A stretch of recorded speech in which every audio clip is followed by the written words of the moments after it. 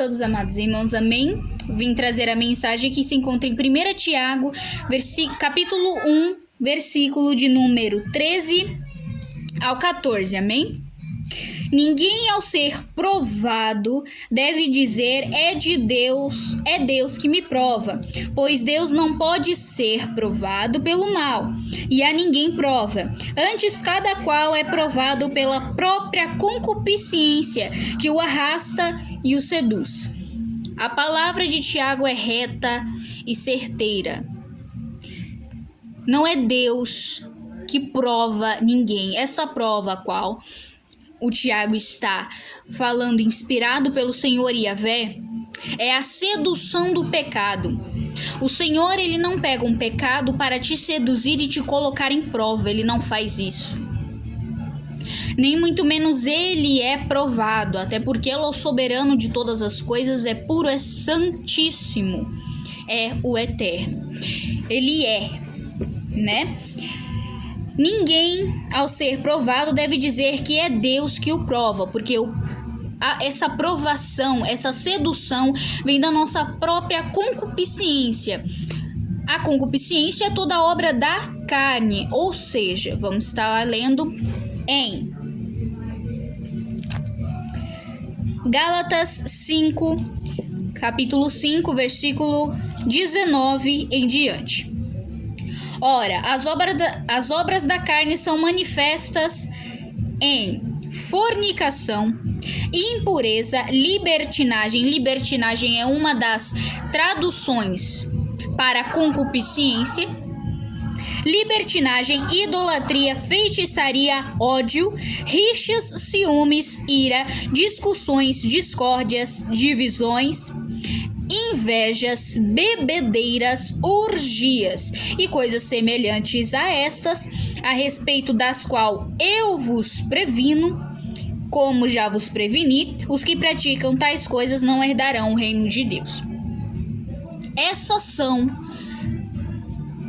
Essa é a concupiscência, são as obras da carne, são tudo aquilo que te seduz, te induz a fazer algo a qual não provém do Santo Espírito, e isso pode te causar morte, talvez carnal, mas com certeza espiritual, se continuar se permitindo estar sendo seduzido pela concupiscência, que são as obras da carne. Vou estar lendo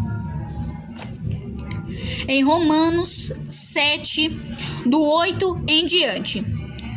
Mas o pecado, aproveitando da situação através do preceito, gerou em mim toda espécie de concupiscência, pois, sem a lei, o pecado está morto.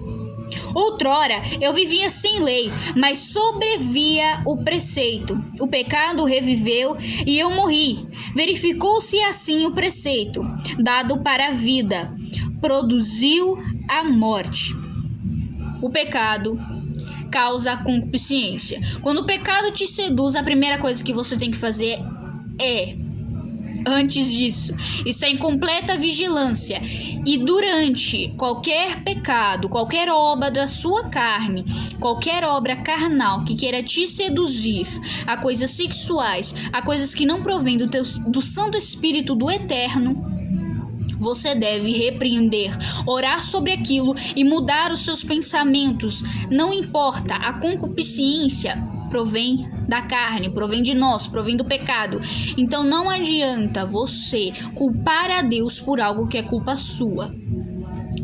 Vamos estar vigilantes, vendo cada vez mais como evitar todas as concupiscências, todas as obras da carne e procurar o Espírito Santo do Eterno, procurar tudo que nele há. Voltemos para Gálatas. No mesmo capítulo 5, de número 22 em diante agora. Mas o fruto do Espírito é amor, alegria, paz, longanimidade, benignidade, bondade e fidelidade. Sejamos fiéis para com o Senhor. Escutemos a lei a qual o Senhor já nos preveniu.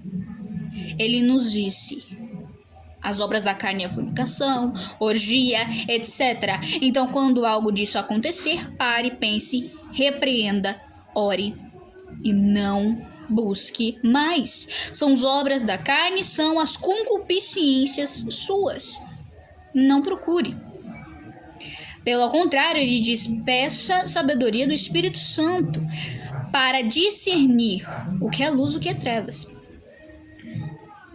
Bondade, fidelidade, mansidão, autodomínio. Quando se tem autodomínio, você não vai ser seduzido pelo pecado, não vai ser entrelaçado pelas correntes de Satanás, fazendo com que uma sedução se transforme em pecado, ou seja, uma provação, uma intenção maligna se torne em um pecado constante, porque você aceitou, porque você deixou, porque você não vigiou, acaba resultando em uma morte espiritual ou uma morte realmente carnal.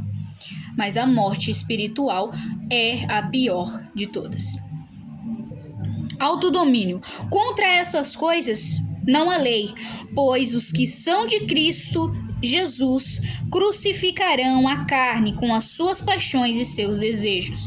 Se nós somos filhos do Eterno, aceitamos ao Senhor e Yeshua na nossa vida, Senhor Jesus, devemos odiar todas essas coisas, todas as coisas que provêm da carne, que expulsemos das nossas vidas e que procuremos estar cada vez mais perante a presença do Senhor para não ser seduzidos por elas. Amém? E assim eu termino a minha mensagem com essa meditação para a vida de cada um de vocês. Shalom, que Yahvé abençoe grandemente a cada um. Amém?